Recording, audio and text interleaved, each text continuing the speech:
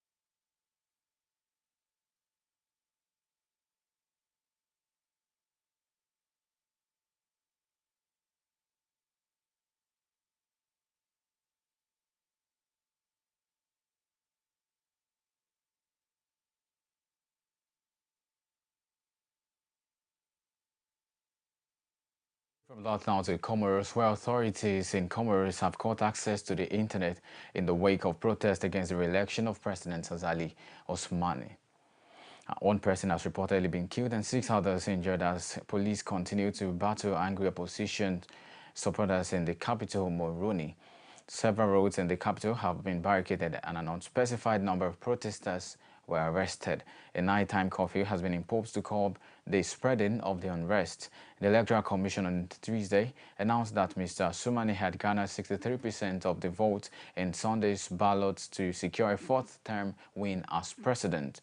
The declaration triggered violent protests on Wednesday after opposition parties termed the result fraud and called for their cancellation. Buildings in the capital were vandalized, looted and burned, including the home of a minister. A car at the home of another minister was also burned, and a national flood depot burnt down during the protest as well. Internet services have been severely disrupted and some sites are inaccessible, according to global internet monitoring site NetBlocks confirmation. It says that the aim was to prevent demonstrators from communicating and sharing compromising images on social media platforms. Daudu Abdullah Muhammad, in opposition Orange Party official, told AFP news agency that the protests were spontaneous uprising against autocratic rule. Meanwhile, Mr. Sumani's poll victory is expected to be confirmed by Comoros Supreme Court at the weekend. Now jetting away from the shores of Africa now to the United States, where President Joe Biden's son Hunter has agreed to testify directly to a Republican committee as part of an impeachment probe against his father. The decision, announced by the House Oversight Committee on Thursday, comes after he refused for months to testify in any hearing not open to the public. The standoff brought Mr. Biden on the brink of being held in the contempt of Congress. It is unclear where Mr. Biden's testimony will take place and whether it will be private or public. Republicans held off on the plan to hold Hunter Biden in contempt earlier this week amid the negotiations to testify, according to Associated Press, AP news agency. They noted that negotiations are ongoing with lawyers for the president's brother, James Biden, to arrange for his testimony. The president's son made a brief surprise appearance at one of the hearings last week, throwing the session into chaos and angering Republicans. Congressional Republicans leading the impeachment probe against President Joe Biden are investigating his son's business dealings to determine if Hunter Biden improperly benefited from his family name and sold access to his father. In announcing the probe in September, then Republican House Speaker Kevin McCarthy said it came after the committee investigators had unearthed a culture of corruption within the Biden family. However, the White House has condemned the investigation as a political stunt designed to halt the president's re-election bid. Meanwhile, Mr. Biden is also facing federal charges over felony gun offenses to which he has already pleaded not guilty.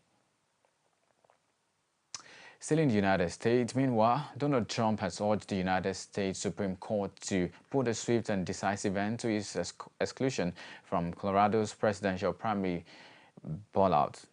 In a court filing on Thursday, Mr. Trump said chaos and bedlam would be released and unleashed if other states followed Colorado and banned him from primaries. Colorado's top court banned Mr. Trump in December, accusing him of engaging in insurrection over the Capitol riot. As it stands, the 77-year-old remains the firm frontrunner in the Republican presidential race, and his lawyers argue that his disqualification from the ballot would disenfranchise tens of millions of Americans. His appeal to the nation's highest court over the Colorado decision means that the 9 Supreme Court justices could end up making a huge consequential judgment on his eligibility to run for the White House. The Republican primaries in Colorado and Maine are scheduled to hold for March 5, so-called Super Tuesday, when many states hold their vote to choose primary contenders. The U.S. top court, which has a conservative majority with 3 justices appointed by Donald Trump when he was president, faces a difficult decision in ruling whether to apply the 14th Amendment. The other issue with disqualifying Mr. Trump on the grounds of engaging in an insurrection is that he has not yet been found guilty of doing so by any court. But legal experts have previously said the court may take unfavorable claims that the presidency is not covered by the 14th Amendment, as urged in Mr. Trump's submission on Thursday. Away from the United States now to Israel, where Israeli Prime Minister Benjamin Netanyahu says he has told the United States that he opposes the establishment of a Palestinian state once the conflict in Gaza comes to an end. In a news conference, a defiant Mr. Netanyahu vowed to press on with the offensive in Gaza until complete victory, the destruction of Hamas and return of remaining Israeli hostages, adding that it could take many months before that happened. With almost 25,000 Palestinians killed in Gaza, according to Hamas-run health ministry, and 85% of the Strip's population displaced, Israel is under intense pressure to rein in its offensive and engage meaningful talks over a substantial and sustainable end to the war. Israel's allies, including the United States and many of its foes, have urged a revival of the long-dormant two-state solution in which a future Palestinian state will be sit side by side with an Israeli one. Speaking of reporters following Mr. Netanyahu's latest comment, United States National Security Council spokesperson John Kirby recognized that the U.S. and Israel obviously see things differently as it stands. Since the 7 October attacks, the worst in Israel's history, when Hamas gunmen killed about 1,300 Israelis and took some 240 hostages, the U.S. has supported its right to defend itself. But as the death toll in Gaza has grown, the scenes of horror they have been abounded. Western governments have called for Israel restraint. The White House has repeatedly tried to influence Israel's military policy, urging more precision-guided weapons rather than the blanket airstrikes, discouraging a ground offensive and causing a two-state solution with a role for the Palestinian Authority in post-conflict Gaza. Israel Prime Minister's comment replaced his dwindling support base and far-right ministers who prop up his government, according to reports. And here is the report courtesy of DBC News. 1,000 Palestinians killed in Gaza, according to the Hamas-run health ministry, and 85% of the Strip's population displaced. Israel is under intense pressure to rein in its offensive and engage in meaningful talks over a sustainable end to the war.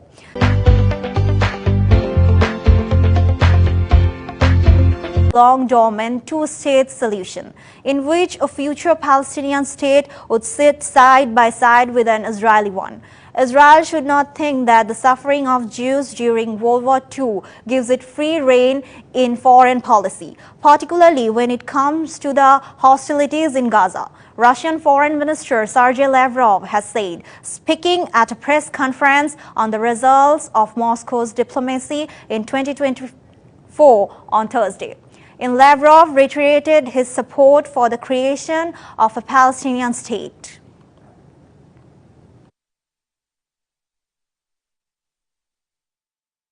Away from that now to Mexico, where the leader of a faction of the notorious Gulf cartel in Mexico has been arrested, according to local media reports. Jose Alberto Garcia Villano, also known as La Quina or Cyclone 19, allegedly leads the violent Los Cyclones cell. His group is accused of kidnapping 4 U.S. citizens in March last year, killing 2 of them. Villano was reportedly captured in a shopping plaza in the city of Monterrey after information about his whereabouts was leaked to officials. Unverified footage on social media purports to show Villano and his associate being marched through a mall by armed police. The 4 U.S. citizens were kidnapped in the border city of Matamoros, which lies directly across the Texan town of Brownsville in the United States. Video showed the group being loaded into a pickup truck by heavily armed men. One is manhandled onto the vehicle, while the others appeared to be unconscious and dragged to the truck. A motive for the attack has not been confirmed. However, Mexican authorities were reported to be investigating whether the group had been mistaken for rival cartel members. Soon after the incident, another splinter cell of the Gulf cartel, the Scorpions group, was said to have apologized for the kidnapping and turned over 5 men it said were responsible. Since 2022, the Tamaulipas state's government, where Matamoros is located, has had a 2,500,000 peso, about $145,000 reward for information leading to Villano's arrest. It was reportedly wanted by the United States Drug Enforcement Administration, DEA. And into North Korea, where North Korea says it has carried out a test of its underwater nuclear weapons system in response to drills by the United States, South Korea, and Japan this week. The underwater drone, which supposedly can carry a nuclear weapon, was tested off the East Coast, according to state media reports. South Korea called the reported test a provocation. The North has claimed test of its IL-523 system before the latest incident comes as the North has ramped up military action in recent weeks. On Sunday, it claimed to have deployed a new solid-fueled intermediate-range ballistic missile that followed live fire drills at the maritime border with South Korea in the first week of January. Pyongyang leader Kim Jong-un has also increasingly aggressively in his policy directed and rhetoric, ending several arguments aimed at peacekeeping in recent months. On Friday, North Korea said it had long been provoked by joint drills by Washington, Seoul, and Tokyo to carry out a test of its underwater weapons, according to a report by state agency KCNA. And last September, the North revealed what it claimed was its first submarine capable of launching nuclear weapons. Little is known about these weapons or their claimed performance, but North Korean media has described them as being able to sneak into enemy waters and cause large underwater explosions. Analysts have said that if the weapons function as presented by the North, they would be seen as a less significant weapon than regime's nuclear ballistic missiles. It's news around the world into Africa and across the nation Nigeria. You are still on to the national news on Immaculate Television. And now in the world of entertainment. Popular Nigerian gospel singer Moses Bliss is engaged in an excitement development according to reports. The singer announced his engagement via his Instagram page on this morning, sharing a series of photos. He captioned it, "The Lord makes all things beautiful in His time." She said, "Yes." The pictures showcase him and his wife handing a mystery lover while highlighting the beautiful diamond engagement ring. Fans and colleagues thronged to the comment section with congratulatory messages to the music star. And in sports, talking about the African Cup of Nations ongoing, Nigeria took a huge step reaching towards the last 16 at the 2023 African Cup of Nations with a 1-0 win over hosts Ivory Coast in Group A. The match's key moment came in the 55th minute after Ousmane Diomande caught Victor Osimhen in the box. That allowed William Troost-Ekong to blast home from the penalty spot. Roared on by the raucous crowd, the Ivorians pushed hard for an equalizer but failed to create a clear chance against the solid Super Eagles defense. Nigeria leapfrogged the Elephant to go on second in Group A and are behind leaders Equatorial Guinea, who beat Guinea-Bissau 4-2 on Thursday on goal difference. The Ivorians have 3 points after 2 games and will now need to beat Equatorial Guinea on Monday on 17 o'clock Greenwich Meridian time to guarantee progress to the knockout stage. Nigeria, whose 4 points already is enough to see them through, 3 times winners through, face Guinea-Bissau 17 o'clock GMT in their final Group A fixture. And before we end the news, also remember that you can stream our programs live on different and multiple platforms, digital platforms, social media, as well as every other place. For Instagram, for iPhone users, Limex World is where to go, and for Android users, NetNiger TV app is where to find us. Thank you so very much for joining once and again. My name is Anoluwapo Idowu. Thank you for joining. Do enjoy the rest of your day.